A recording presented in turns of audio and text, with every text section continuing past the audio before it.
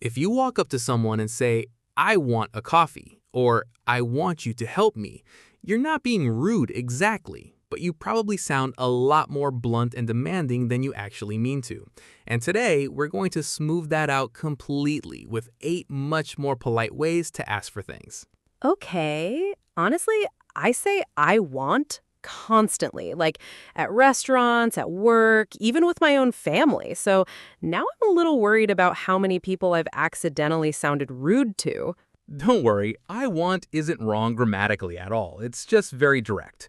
And in English, being a little softer with your requests usually makes people much more willing to help you rather than feeling like they're being ordered around. That makes a lot of sense, actually, because there's a big difference between someone demanding something from you and someone politely asking for the same exact thing. Exactly. So today we're giving you 8 phrases that will instantly make your request sound warmer, more polite, and honestly, a lot more effective too. I love that. But before we get into it, let's properly welcome everyone because it feels a little rude to just start teaching without saying hello first. Ha, good point. So, hey everyone, thank you so much for being here with us today. Whether you're a longtime listener or this is the very first episode you've clicked on, we're really glad you decided to spend this time with us. I'm Lily. And I'm Sam, and today's topic is honestly something that can change how people respond to you in daily life, because the way you ask for something often matters just as much as what you're actually asking for. That's so true. And I think a lot of people don't even realize how much softer language can change the entire tone of a conversation. Exactly. So let's jump straight into number 1, and this phrase is probably the most common polite alternative out there. Could I get a coffee, please? This one is so simple, but it makes such a big difference because instead of stating what you want directly, you're framing it as a question, which automatically sounds more polite. Exactly. Imagine you're at a cafe, and instead of saying, I want a coffee, you say, could I get a coffee, please? Which sounds friendly and respectful to the person serving you. It's funny because that one small change from a statement to a question completely shifts the tone, even though you're asking for the exact same thing. Right, and that's really the secret behind almost all of today's phrases, softening a direct statement into something that sounds more like a request than a demand. All right, number 2, and this one works great in more personal situations. Would you mind helping me with this? I love this phrase because it directly acknowledges the other person's time and effort. Instead of just assuming they'll help you, you're asking if it's okay for them. Exactly. Imagine you're struggling to carry something heavy. Instead of saying, I want you to help me, you could say, would you mind helping me with this? Which sounds considerate rather than commanding. That's such a good example because would you mind specifically shows that you're aware you're asking someone for a favor, not just expecting help automatically. Right. And honestly, people are so much more willing to help when they feel like their effort is actually being appreciated rather than assumed. All right, number 3, and this phrase is perfect for workplace or professional situations. I was hoping you could send me that report. Oh, I use variations of this one all the time at work because it softens the request without sounding weak or unsure of yourself. Exactly. Imagine you need an important document from a coworker. Instead of saying, I want that file, you could say, I was hoping you could send me that file, which sounds polite while still being completely clear about what you need. That phrase also has a nice subtlety to it because I was hoping makes it feel like a gentle request rather than something urgent or demanding. Right, and in professional settings especially, that kind of gentle tone can really affect how quickly and willingly people respond to you.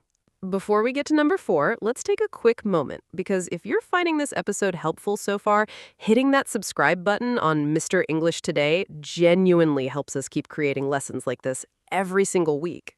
Seriously, it only takes a couple of seconds and it truly makes a difference for a channel like ours. So thank you if you've already subscribed. And if you haven't, now's the perfect time.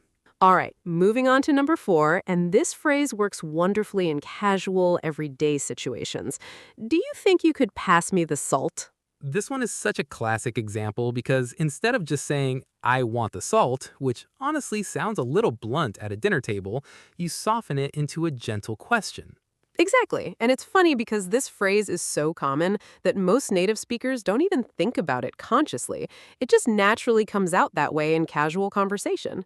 That's such an interesting point, actually, because a lot of politeness in English isn't really about big formal phrases. It's about these small, automatic habits that native speakers pick up without even realizing it. Right. And once you start noticing these little patterns, you'll hear them absolutely everywhere in restaurants, at home, even between close friends. All right, number 5, and this phrase is great for slightly bigger requests. It would really help if you could send that report by Friday. I like this one because instead of focusing on what you want, you're focusing on the impact it would have, which makes the request feel more collaborative rather than one sided. Exactly. Imagine you're managing a small project at work. Instead of saying, I want that report by Friday, you could say, it would really help if you could send that report by Friday, which sounds like teamwork instead of just giving orders. That reminds me of something that happened at my old job, actually. My manager used to phrase almost everything that way, and honestly, it made the whole office feel so much more comfortable compared to a previous manager who just barked out demands all day. That's such a great real life example because the same request, phrased two different ways, can create a completely different atmosphere in a workplace. Exactly, and honestly, that difference alone can affect how motivated people feel to actually help you. All right, number 7, and this phrase works well for slightly more personal or sensitive requests. Is there any chance you could give me a hand with this? This one is really nice because "is there any chance" adds a layer of gentleness, almost like you're leaving room for the other person to say no without any pressure. Exactly. Imagine you're overwhelmed with tasks at home. Instead of saying, I want you to help me clean, you could say, is there any chance you could give me a hand with this? Which sounds much more considerate. That phrase actually reminds me of asking my roommate for help moving furniture last month, and framing it that way made the whole thing feel like a favor between friends rather than a chore I was forcing onto someone. That's such a relatable example because most people respond so much better to requests that feel optional, even if you're really hoping they'll say yes. All right, number 7, and this phrase is great for situations involving time or scheduling. Would it be possible to reschedule our meeting? I love this one because instead of saying, I want to reschedule, which can sound a little abrupt, you're framing it as a possibility, which respects the other person's schedule and flexibility. Exactly. Imagine you have a conflict with an appointment. Instead of directly saying, I want to change the time, you could say, would it be possible to reschedule our meeting? Which sounds professional and considerate. That phrase works especially well in business emails too, because it immediately sounds polished and respectful without being overly formal or stiff.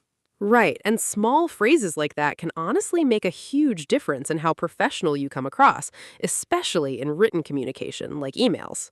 And finally, number 8, our last phrase, and honestly, one that works beautifully in almost any situation. I'd really appreciate it if you could look into this for me. This phrase is so effective because it combines gratitude with the request itself.